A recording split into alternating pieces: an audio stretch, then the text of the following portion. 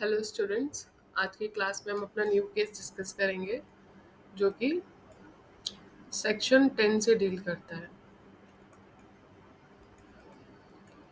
Conspiracy के regarding. Case का नाम है मिर्जा अकबर वर्सेस एम्परर। पहले केस डिस्कस करने से पहले हम इसकी एक ब्रीफ स्टोरी डिस्कस कर लेते हैं कि आखिर क्या स्टोरी थी। उससे भी पहले हम एक बार सेक्शन 10 को देख लेते हैं जिससे कि हम कनेक्ट कर पाएँ कि हमें क्या आखिर समझना है। बेसिकली जो भी स्टेटमेंट बोला जाता है इन कोर्स ऑफ द कॉन्स्पिरेसी वो एडमिसिबल होता है उन सभी इंसानों के लिए जो कि उस समय उसका पार्ट थे। यही चीज़ हम इसमें समझेंगे और कब तक बेसिकली कब तक कॉन्स्पिरेसी को हम मानेंगे कि कब तक क्या एविडेंस दे सकते हैं। तो जब तक कि कॉन्स्पिरेसी एंड नहीं होती, जो उसका ऑब्जेक्टिव है अचीव नहीं हो जाता, उससे पहले तक के जब से वो फर्स्ट टाइम इंटेंशन को एंटरटेन किया और जब तक वो पूरी नहीं हो रही है तब तक की सारी बातें कही लिखी बोली गई एज ए एविडेंस यूज होंगी। Let's read. Things said or done by conspirators in reference to common design। जो ये बात कही या की गई by conspirators in reference to their common design, basically design के common intention, where there is reasonable ground to believe. जब भी ऐसा कोई रीज़न है जिससे कि ऐसा लगता है कि जो दो या दो से ज़्यादा इंसान हैं उन लोगों ने कॉन्स्पिरेसी की है कुछ ऑफेंस करने के लिए या फिर कोई एक्शनेबल रॉन्ग करने के लिए, तो कुछ भी करना, कुछ भी कहना, कुछ भी लिखना उनमें से एक के भी बात द्वारा in reference to their common intention, जो उनका ऑब्जेक्टिव है उसके रेफरेंस में, after the intention was first entertained by any one of them। पहली बार जैसे उस कॉमन इंटेंशन के रेफरेंस में पहली बार कोई भी एक्ट हुआ, उससे सारे जो फैक्ट्स जो भी होंगे फिर वो रिलेवेंट फैक्ट होंगे against each of the person, हर एक इंसान के लिए जो कि माना जाता है कि उस कॉन्स्पिरेसी का पार्ट है। और ये सेक्शन 10 हमें एक पर्पस और सर्व करता है, proving the existence of the conspiracy is for the purpose of showing that any such person was made party to it। जिसका भी वो स्टेटमेंट है वो हमें ये बताता है कि वो भी उसका एक पार्टी था। तो बेसिकली हमने क्या सीखा कि कोई भी कहना, करना, कुछ भी लिखना कॉन्स्पिरेटर्स द्वारा in reference to their common design evidence का पार्ट होगा। जब भी ऐसा लगता है कि कोई ग्राउंड है बिलीव करने के लिए इन लोगों ने कॉन्स्पिरेसी की है किसी भी ऑफेंस को कमिट करने के लिए या फिर कोई एक्शनेबल रॉन्ग करने के लिए, जो कि बेसिकली ऑफेंस होता है, तो कुछ भी करना, कुछ भी लिखना, कुछ भी कहना with reference to their common intention. पहली बार जब इंटेंशन एंटरटेन की जाएगी उसके बाद से लेके जब तक कॉमन इंटेंशन का ऑब्जेक्टिव नहीं मिल जाता, हो जाता पूरा, तब तक सब कुछ रिलेवेंट फैक्ट होगा हर एक इंसान के लिए जो कि उसका पार्ट है। ये हमें दूसरा पर्पस भी सर्व करता है, एक तो प्रूव करता है कि हाँ कॉन्स्पिरेसी थी और साथ में कौन कौन था जो उसके पार्टी थी, ये पर्पस भी हमको प्रूव करता है। अब हम एक बार इस जो हमारा केस है इसके हम फैक्ट्स डिस्कस कर लें कि बेसिकली इसके फैक्ट्स क्या हैं। यहाँ पे हमारा हस्बैंड है, उसका मर्डरर है, उसकी वाइफ है और वाइफ का पैरामर है। बेसिकली इन दोनों को अपनी लव स्टोरी को आगे बढ़ाना था, जो इनका फ्लैट चला था, इन्होंने प्लान किया क्यों ना हस्बैंड को रास्ते में से हटा दिया जाए। तो इसके लिए इन्होंने इस पर्सन को हायर किया। जब ये आफ्टर मर्डर इसने हस्बैंड का को बुलेट से मार दिया और ये रेड हैंडेड पकड़ा गया विद दैट बुलेट। जो गन थी वो इसके पास से मिली जो बता रही थी कि उसमें से फ्रेश फायर हुआ है, तो ये रेड हैंडेड पकड़ा गया था, मतलब कोई भी ऐसा प्रॉब्लम नहीं था इसको पकड़ने के लिए। ऑल्दो इसने डिफेंस रेज किया कि मेरे पास तो कोई मोटिव ही नहीं है। इसका हस्बैंड का नाम था बेसिकली अली असगर, मेरे पास हस्बैंड को मारने के लिए इसके कोई मोटिव नहीं है। तो प्रोसिक्यूशन ने बात हाईलाइट की कि वो एक पेड मर्डरर है। इन दोनों ने मिलके उसको हायर किया था हस्बैंड का मर्डर करने के लिए। तो ये बात रही इसकी। अब जब ये दोनों का केस सामने आया तो इन्वेस्टिगेशन के द्वारा पुलिस को 3 लेटर्स मिले। जिसमें से 2 लेटर्स वाइफ ने लिखे थे और एक लेटर उसके पैरामर ने लिखा था। ये तभी लिखे गए जब ये कॉन्स्पिरेसी को हैच कर रहे थे, मतलब प्लान कर रहे थे। जो उन एविडेंस की जो जो लिखा हुआ है वो सीधा बताता है कि ये दोनों अपने रास्ते में से हस्बैंड को हटाना चाहते थे जिससे कि वो शादी कर सकें। लेटर जो हमारी वाइफ है इसने after her arrest executive magistrate को स्टेटमेंट दिया और उन्हें कॉन्स्पिरेसी और सब कुछ के बारे में बताया। तो पैरामर ने ये बात बोली कि ये एविडेंस उसके खिलाफ नहीं लिया जा सकता है क्योंकि ये आफ्टर एंडिंग ऑफ कॉन्स्पिरेसी दिया गया है। तो यहाँ हमारे पास इनके लिए इनके अगेंस्ट 2 सबूत थे जो हमें बता रहे थे कि इनने कॉन्स्पिरेसी की है। पहला सबूत था ये तीनों लेटर्स जो during the conspiracy during the course of conspiracy किया गया। और नेक्स्ट है हमारा ये स्टेटमेंट जो आफ्टर कॉन्स्पिरेसी दिया गया है पुलिस को। तो लेट्स रीड। हम अपना इसको वन बाय वन रीड करते हैं और फिर देखते हैं।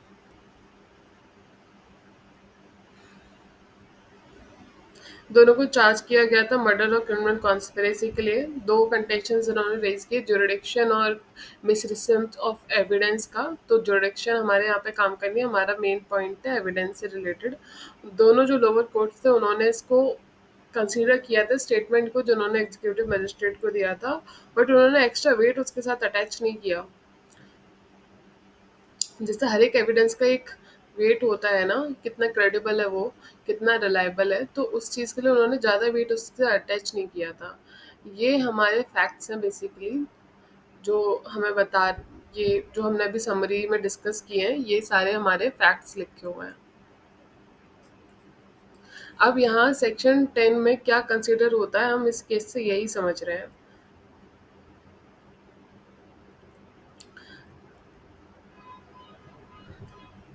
ये केस हमारा है आर वर्सेस ब्लेक। ये कॉमन लॉ का केस है और ये सेक्शन 10 का एक लीडिंग केस है, जिससे कि हम समझ सकते हैं कि आखिर सेक्शन 10 में क्या एडमिसिबल है और क्या एडमिसिबल नहीं है। ये पैराग्राफ हमारे लिए सबसे ज़्यादा इम्पोर्टेंट है। Let's understand. Words written or spoken accompanying an act indicating the quality of an act being the act in the course of conspiracy. The words written or spoken may be themselves be acts done in the course of conspiracy. This being the principle, their lordship think the words of section 10 must be construed.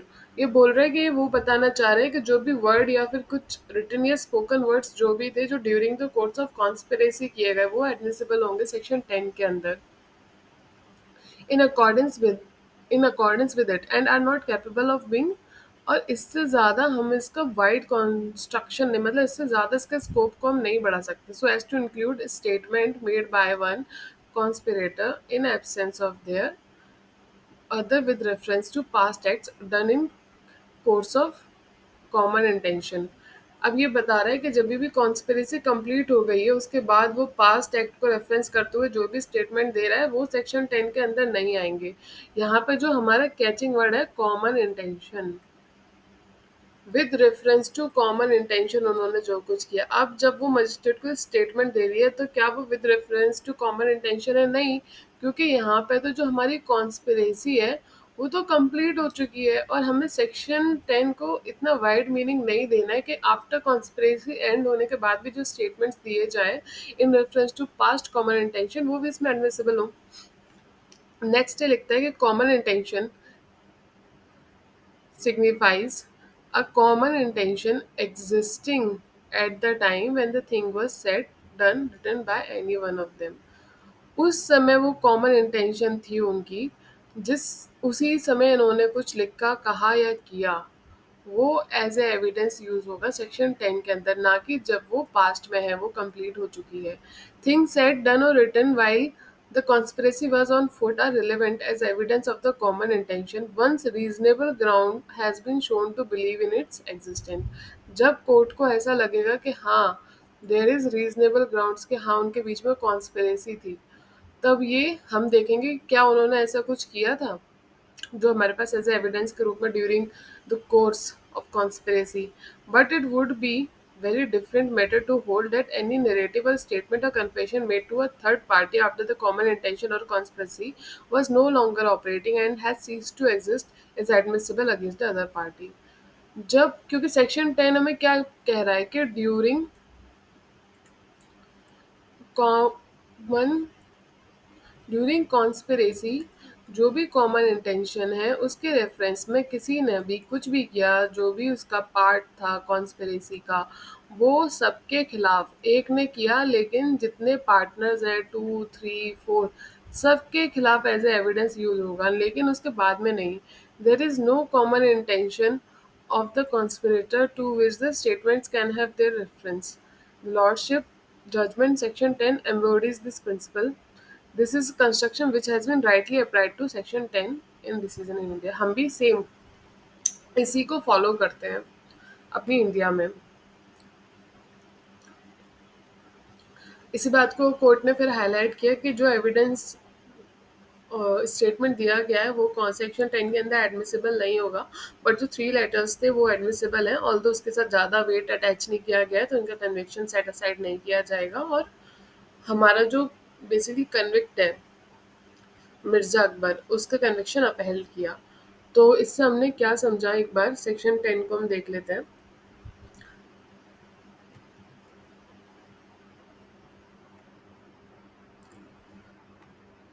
दोबारा से, जिससे कि हमें clear हो जाए completely.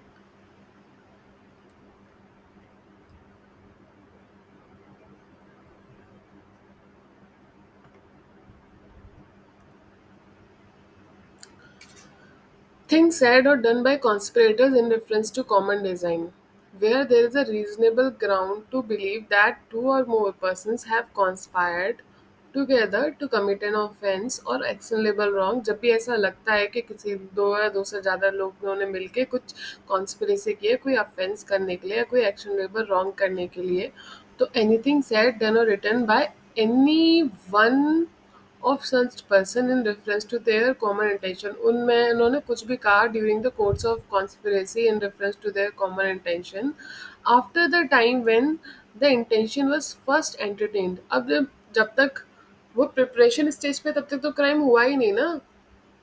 जब उन्होंने first time अपने इंटेंशन को एंटरटेन कर दिया वहां से क्राइम कमिट हुआ. उससे लेके जब तक उन्होंने अपना ऑब्जेक्टिव अचीव नहीं किया तब तक वो रिलेवेंट फैक्ट होगा और एडमिसिबल होगा against each of the person believe to be so conspiring. वो हर एक पर्सन के अगेंस्ट में एडमिसिबल होगा जो ऐसा लगता है कि हाँ इसने कॉन्स्पायर किया है साथ में मिलके सबके एक का स्टेटमेंट. तो बेसिकली जो लेटर्स थे, जो लेटर्स में जो बातें थी, वो दोनों के लिए एडमिसिबल थी, मिर्जा अकबर के लिए भी और उसकी वाइफ ताजा के लिए भी. लेकिन जो स्टेटमेंट दिया वाइफ ने आफ्टर द कॉन्स्पिरेसी कंप्लीटेड और एंडेड, वो एडमिसिबल नहीं है अगेंस्ट अर मिर्जा अकबर. तो यही हम इसमें बेसिकली सेक्शन 10 के एप्लीकेशन को ही हमने इस केस में समझा है. नेक्स्ट केस है हमारा Badri Rai versus State of Bihar. Badri Rai versus State of Bihar same line पे है, सेक्शन 10 पे ही बेस्ड है केस, सेक्शन 10 का ही है, इसलिए हम सेक्शन 10 ही समझेंगे. इसके लिए सबसे पहले हम इसके ब्रीफ फैक्ट्स डिस्कस कर लेते हैं.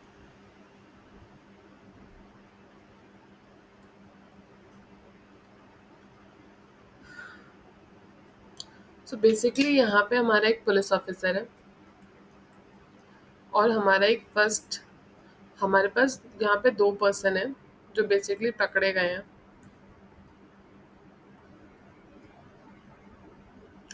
पुलिस ऑफिसर को जानकारी मिली कि उसके पुलिस स्टेशन के पास एक बिल्डिंग है जहाँ पे सोना पिघला के या कुछ इंस्ट्रूमेंट्स को पिघला के बनाया जा रहा है, जिसमें जो फर्स्ट पर्सन था राम जी, वो इन्वॉल्व था, तो इसके लिए इसको कन्विक्ट कर लिया गया। लेकिन लेटर इसे बेल मिल गई। तो इसने ब्राइब करने के लिए प्लान बनाया पुलिस ऑफिसर को। ये हमारा सेकंड जो है वो है बद्री। एक दिन इसने जो पुलिस स्टेशन है और जो पुलिस क्वार्टर्स है इसके बीच में इस ज्वेलर की दुकान पकड़ी थी। बेसिकली जो राम जी हमारा वो एक ज्वेलर है। एक दिन इन्होंने ऐसे पुलिस वाले को रास्ते में ही रोक लिया और उसको बोला कि वो कुछ लेके मामले को रफा दफा कर दे, उसके अगेंस्ट जो केस फाइल हुआ है। तो उन्होंने बोला ये सब बात है ना रास्ते में नहीं होती, क्यों ना आप ऑफिस आए, हम थाने में बैठ के बात करेंगे। तो वहां पे बद्री पहुंचा पुलिस स्टेशन, एक पेपर में रैप पैसे के साथ, और उसने पुलिस ऑफिसर को वो ऑफर किया और बोला कि आप इस मामले को एंड कर दीजिए। वो बेसिकली उसी लोकेलिटी में स्कूल चलाता था। पुलिस ऑफिसर ने उसके अगेंस्ट मामला दर्ज कर दिया एक पब्लिक सर्वेंट को ब्राइबरी ऑफर करने का, और इन दोनों के अगेंस्ट उसने सूट इंस्टीट्यूट कर दिया, केस फाइल कर दिया, बेसिकली क्रिमिनल केस फाइल कर दिया कि उसने पुलिस इंस्पेक्टर को ब्राइबरी देने की कोशिश की है। अब ये केस भी हमारा सेक्शन 10 पे बेस्ड है। इसमें बोला कि जो हमारे इसने स्टेटमेंट दिया बद्री ने पुलिस वाले को पैसे देते समय कि ये लीजिए, ये ब्राइब आप रखिए, तो ये स्टेटमेंट एडमिसिबल नहीं होगा क्योंकि जो कॉमन इंटेंशन थी वो तो तभी पूरी हो गई थी। ये बात इन्होंने हाईलाइट किया। वो कॉन्स्पिरेसी का पार्ट है या नहीं, इस बात को डिस्कस करने के लिए अब हम ये नेक्स्ट केस डिस्कस करेंगे। Let's deal with it.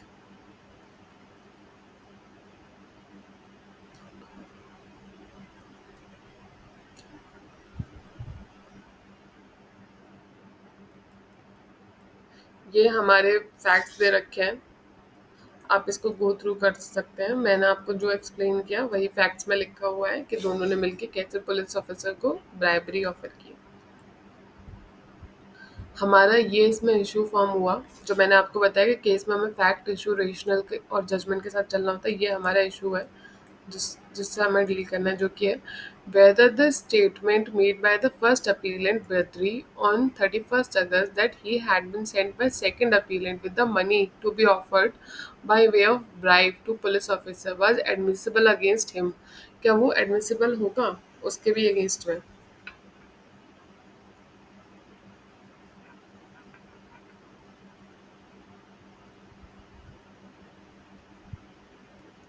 ये हमारा कोर्ट में राम जी ने पॉइंट आउट किया, क्योंकि हमने सेक्शन 10 में एक पॉइंट हाईलाइट किया था ना कि statement made by one person is admissible against all the person who are the part of the conspiracy. इसी पॉइंट पे ये केस बेसिकली है। Section 10 of the Evidence Act has been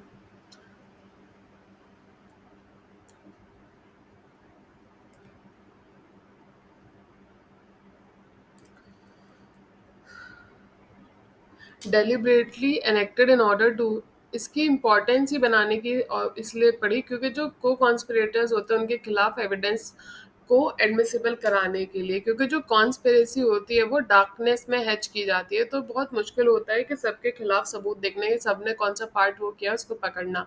naturally therefore it is not feasible for the prosecution to connect each isolated act or statement of one accused with the acts or statements of the others, unless there is a common bond linking all of them together. Ordinarily, especially in a criminal case, one person cannot be made responsible for the acts or statements of other. Criminal case में एक इंसान के, यहाँ पे agency का rule नहीं होता, आप एक के लिए दूसरे को कभी भी गुनहगार नहीं ठहरा सकते एक के काम के लिए। It is the only when there is evidence of a concern action in furtherance of common intention. But ये इस बात का एक्सेप्शन है, ये तभी हो सकता है कि जब कॉमन इंटेंशन से, जो कि हम सेक्शन 34 में पढ़ते हैं, अगर सबने मिलके कॉमन इंटेंशन से काम किया है तब हम इसे ले सकते हैं। That the law has introduce this rule of common responsibility. Basically section 10 किससे डील कर रहा है, वहाँ पे कॉमन रिस्पॉन्सिबिलिटी को ला रहा है वो, on the principle that everyone concerned in a conspiracy is acting as the agent of the rest of them. यहाँ पे हमने एजेंसी के कॉन्सेप्ट को हाईलाइट किया कि each person in a conspiracy is the agent of the other person as soon as the court, जैसे ही court को लगता है there is a reasonable ground to believe there is a identity of interest और community of purpose between number of person, any act done or any statement or declaration made by any one of the conspirators is naturally held to be the act or the statement of the other conspirators if the act or declaration has any relation to the object of conspiracy. In reference to common intention, अगर कुछ भी किसी ने भी कहा होता है तो वो सभी के अगेंस्ट में एडमिसिबल माना जाता है। यहाँ पे मिर्जा अकबर वाला केस जो अभी हमने हाईलाइट किया, उन्होंने उसको ही दोबारा रीड आउट किया है। साथ में आर वर्सेस ब्लेक ये भी हमने रीड किया, ये लीडिंग केस है हमारा उसका। तो हमने इस केस को देखा था पहले भी अपने इसी लेक्चर में।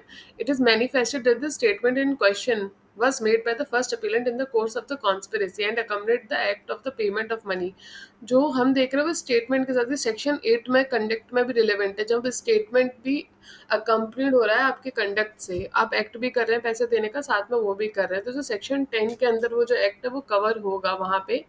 नहीं जो पूरा बोल रहा था कि वो नहीं कॉन्स्पिरेसी एंड हो चुकी है, कॉन्स्पिरेसी एंड नहीं हुई है, वो दोनों स्टेटमेंट सेक्शन 10 के अंदर कवर होंगे।